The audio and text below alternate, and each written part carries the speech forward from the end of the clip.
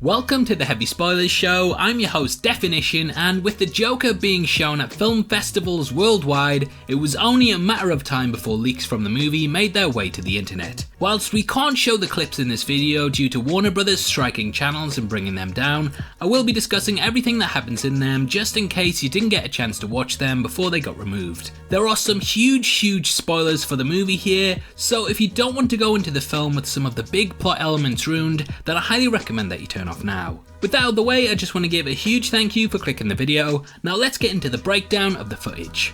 Okay, so the first clip shows the Joker dancing on the steps in public in his full costume. He's strutting about to Rock and Roll Part 2 by Gary Glitter, which, yeah, I don't know why they're giving that guy money, but he's thumping away on the stairs and seems to be having a blast with it. Joaquin Phoenix is fully inhabiting the role, and it's full of slow-mo shots and seems like a music video at some points that really sets the tone for the film. The next leak was a 2-minute clip of the Joker on the show with Murray Franklin, played by Robert De Niro, and Joker says, "Knock knock," Murray says, "Who's there?" and Joker says, "It's the police, your son's been killed by a drunk driver." Which, yeah, I wasn't laughing at that, I promise on that one.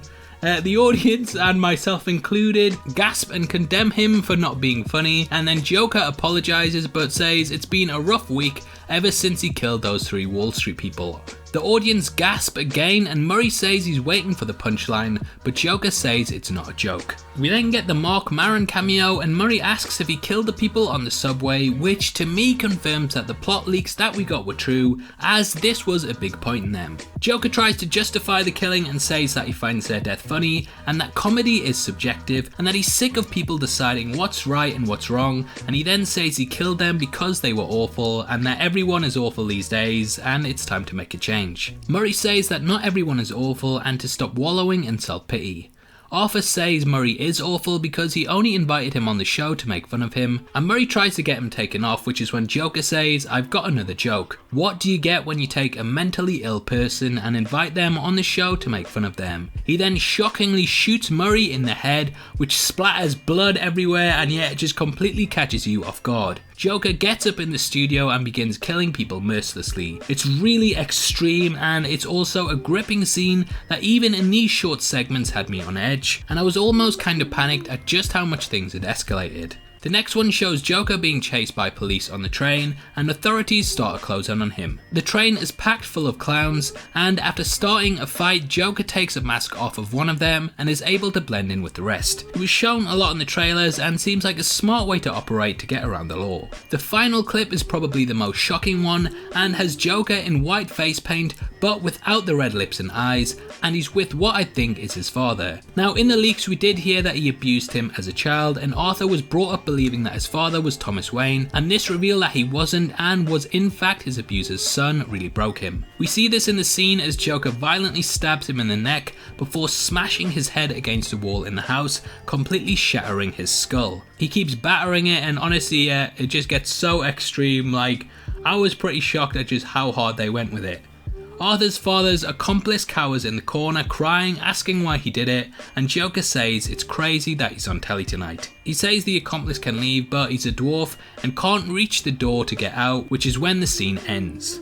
Now from these you can definitely see why this is a hard R. It is probably the best looking DC film I've ever seen cinematography wise, and it's so visceral and raw that it's hard not to just be sat on the edge of your seat throughout it. This is brutal, and it reminds me a lot of Logan, especially the hardest parts of that movie, as it's just non-stop when it ramps up. I think the film has an incredible tone to it, and you can see why it's getting so much praise of these short clips alone. This has the potential to be the best comic book movie ever made, and I'm just so glad that DC are going in a new direction and not trying to copy Marvel, because this just looks incredible. Obviously I'd love to hear your thoughts on the clips, and if you managed to see the leaks before they were taken down, make sure you leave your thoughts on them in the comment section below. If you enjoyed this video then please like it, and make sure you check out my full leaked plot breakdown of the movie, which will be linked at the end. These leaks pretty much confirm all of it for me, so definitely watch that if you want to know more. If you want to come talk to me about movies, TV shows, games and comic books, then you can follow me on Twitter at DefinitionYT.